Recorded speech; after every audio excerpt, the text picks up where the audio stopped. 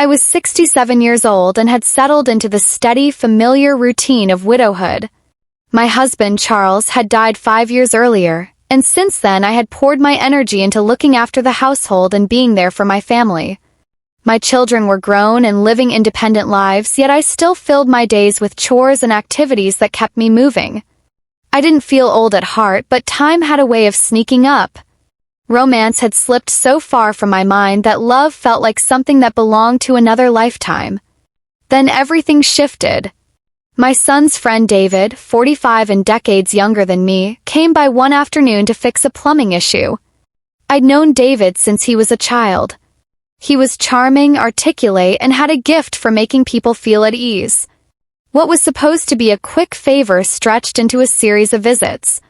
David returned several times to tackle small repairs around the house, and it quickly became clear he wasn't just being polite. He genuinely enjoyed spending time with me. We chatted about his recent travels, my experiences raising kids, and the many changes I'd seen through the years. He was open and eager to share, and I found myself looking forward to each visit. Soon I noticed the little things. The way he focused on me when I spoke, the gentle compliments about how well I kept my home or how nice I looked in my favorite cardigan. His attention felt wonderful. I hadn't felt truly seen in a long time, let alone admired. Without meaning to, David made me feel youthful again. One evening, I asked him to help move boxes into the attic. When we finished, we settled in the living room with cups of tea. Conversation turned more personal, and I sensed a connection I hadn't felt in years. The silence between us carried a new electricity, though I didn't dare mention it. David spoke first, his voice quiet but sincere. "I've never met anyone like you, Clara," he said. "You're vibrant, intelligent, and beautiful." His words stunned me. For so long I had thought of myself only as a widow past my prime. Hearing that from someone his age felt unreal. "David, you're very kind," I replied. He shook his head. "I'm serious. Age isn't what people think. I'm drawn to you and I can't explain it." In the weeks that followed, David visited even more, often staying late. Conversations grew deeper.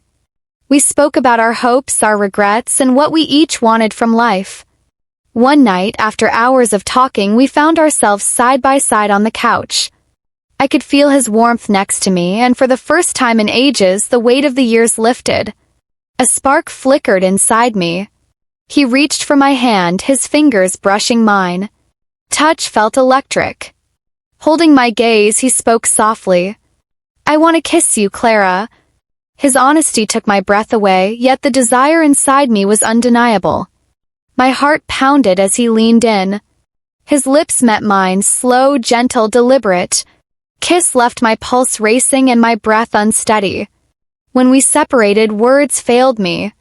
I was awash in emotion, confusion, excitement, fear, and a longing I thought was long gone. He held my cheek with such tenderness. "I don't care about age," he said.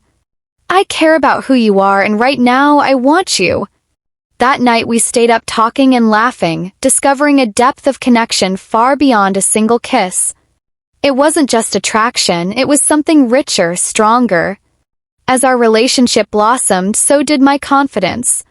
I stopped obsessing over the years between us and focused on the joy of being with someone who truly saw me, not as an older woman but as a woman capable of desire, passion, and love. David never made me feel too old.